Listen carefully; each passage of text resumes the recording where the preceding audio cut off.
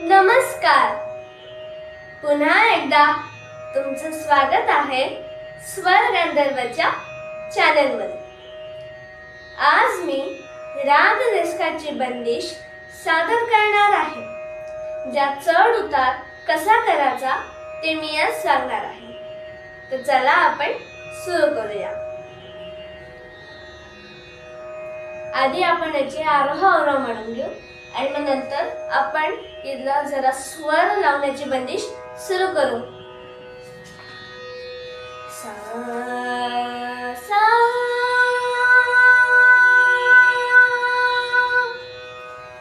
सा रे ग प ध सा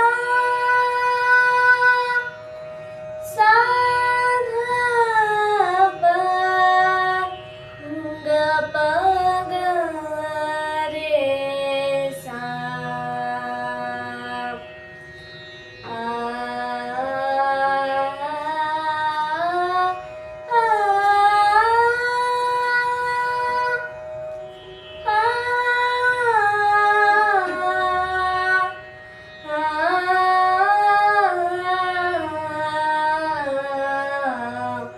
पकडायची ग प ध ध प ग प ध प ग रे सा.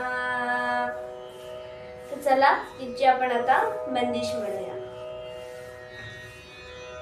सा प ध प ध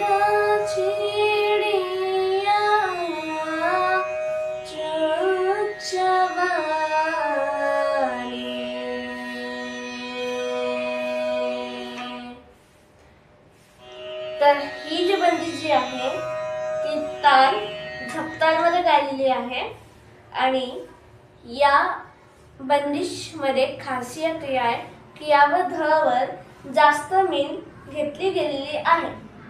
त्यामुळे या रागाला ध आणि ग याने रिप्रेझेंट केलेलं आहे. वादी ध आणि संवादी ग आहे. तर या रागामध्ये ध वर जास्त न्याय किंवा आपण म्हणू शकतो जास्त भर दिला जातो. या रागामध्ये तुम्हाला एक सांगते, राग देशकार आणि राग भूप किंवा भूपाली आपण असंही म्हणू शकतो. हे दोन्ही सारखे सारखे राग आहेत. म्हणून यामध्ये फक्त एकच फरक आहे की राग भूप जो आहे तो त्यात वादी स्वर ग संवादी ध आहे. म्हणून वादी स्वर जो असतो त्याला पहिला इम्पॉर्टन्स दिला गेला आहे जो आहे शुद्ध ग. ग ध ग ध ग प असं इम्पॉर्टन्स दिला गेला आहे. म्हणून या रागामध्ये आणि त्या रागामध्ये डिफरन्स दाखवायचा असेल तर वादी संवादी याचं लक्ष ठेवणं खूप इम्पॉर्टंट किंवा महत्त्वाचं आहे. जरा याची बंदिश म्हणून पटापट ताला सुरात.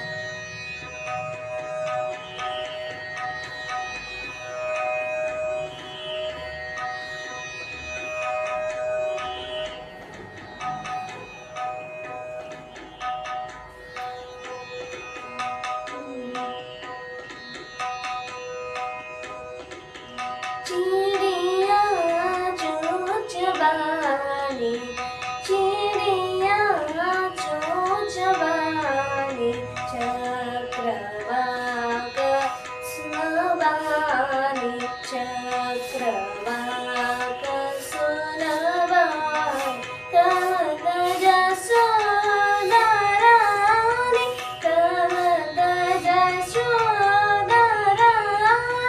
जाऊ मेरेला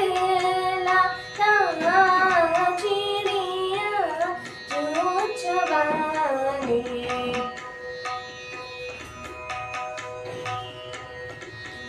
रवि के